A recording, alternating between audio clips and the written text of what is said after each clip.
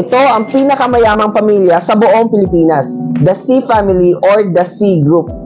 Ano-ano nga ba ang mga businesses nila? A.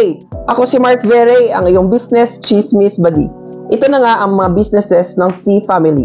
SM Malls. Halos lahat naman siguro tayo ay familiar sa SM Malls nila, tama ba?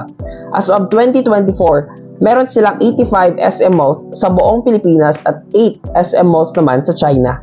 Sila din pala ang may-ari nitong Sky Ranch sa Pampanga at itong sobrang ganda na Costa del Jamilo. SM Development Corporation. Marami din pala silang mga kondo. Walter Marts sa kanila din. Ang C Group din ang majority na may-ari ng BDO. Sa kanila din ang China Bank. Sa mga supermarket naman, sa kanila din ang Save More at SM Supermarkets. Halos lahat ng SM Malls ay merong SM Store. Sobrang daming negosyo talaga ang pinamana ni Mr. Henry C. sa kanyang mga anak. Ang mga bilyonaryo, hindi lang isa ang business nila, kundi sobrang dami. Ikaw ba di? Ano ang business mo?